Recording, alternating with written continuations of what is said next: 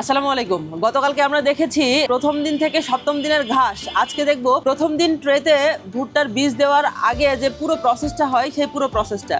আমরা একটা ট্রে সমপরিমাণ অর্থাৎ এখানে 1200 গ্রাম ভুট্টা আছে, 1 কেজি 200 গ্রাম। এই ভুট্টাগুলো ট্রেতে দেওয়ার আগের আমরা প্রথমে রোদে শুকিয়ে নিব আধা ঘন্টা থেকে 1 ঘন্টার মতো। এরপর এগুলো আমরা গুছিয়ে স্বাভাবিক তাপমাত্রায় নিয়ে আসবো। আমরা বীজগুলোকে স্বাভাবিক তাপমাত্রায় ঠান্ডা করে নিয়েছি। এখন আমরা বীজগুলোকে পরিষ্কার করব। এই দেখুন, বীজের থেকে কিছু ভাসমান ময়লা বের হয়েছে, পাশাপাশি কিছু এক্সট্রা বীজ বের হয়েছে।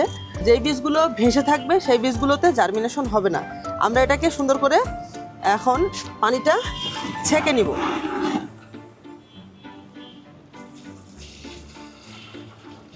যদি আপনাদের বীজে ময়লা বেশি থাকে মনে হয়, তাহলে আপনারা প্রয়োজনে 2-3 বার পর্যন্ত ওয়াশ করে নিতে পারেন। যতক্ষণ মনে হবে যে ময়লা আছে ততক্ষণ ওয়াশ করে নিতে পারেন।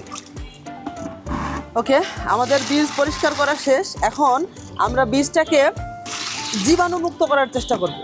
সিম্পলি লবণ দিয়েছি, আমরা আমাদের যে খাবার লবণ আছে লবণ দিয়ে রেখেছি। এখন আমরা পরিষ্কার পানি দিয়ে বীজগুলোকে ধুয়ে ফেলবো। আগে এই পানিগুলো ফেলে দিব, তারপর পরিষ্কার পানি দিয়ে বীজগুলোকে আমরা ধুয়ে ফেলব।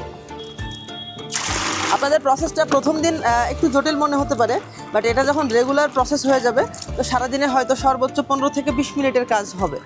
তো আমার বীজটা পরিষ্কার পানি দিয়ে ধুয়ে নিয়েছি। এখন এই বীজটাকে আমি 12 ঘন্টা ফ্রেশ সাদা পানি দিয়ে 12 ঘন্টা ভিজিয়ে রাখবো। এখানে হেজিটেশনের কোনো কারণ নেই।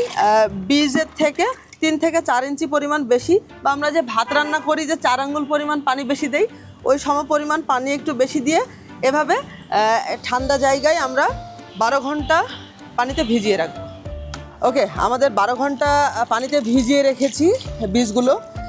এখন আমরা এই বীজগুলোকে একটা বস্তাতে, অর্থাৎ এই যে আপনারা যে পাটের বস্তা, ছালার বস্তা, চটের বস্তা, অনেকে অনেক রকম কথা বলেন, এই বস্তাতে সিম্পলি তুলে আমরা ঢেকে রাখবো।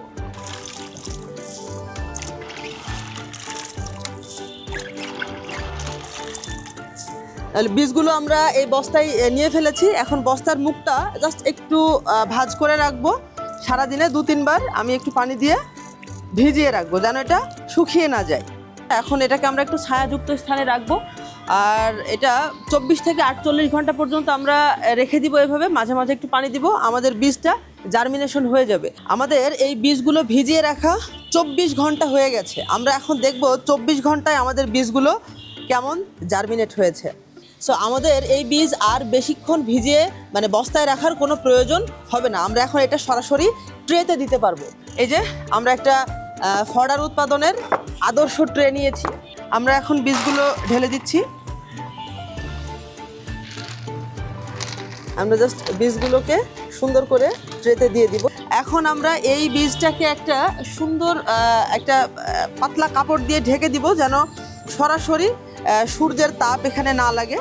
এটা 2 দিন পর, অর্থাৎ 3য় দিনের দিন আমরা এই বীজের কাপড়টাকে উঠিয়ে দিব।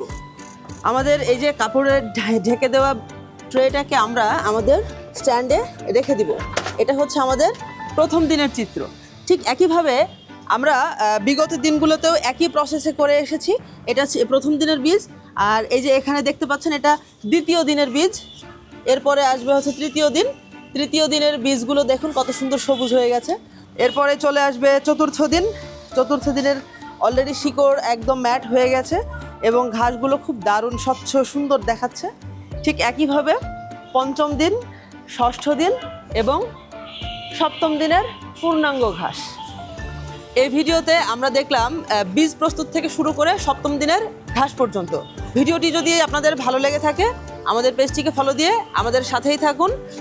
আর হাইড্রোপনিক ফডার সম্পর্কিত যে কোনো প্রয়োজনে আপনি আমাদের পেজে ইনবক্স করতে পারেন, অথবা আমাদের সাথে সরাসরি যোগাযোগ করতে পারেন আমাদের পেজে দেওয়া নাম্বারে।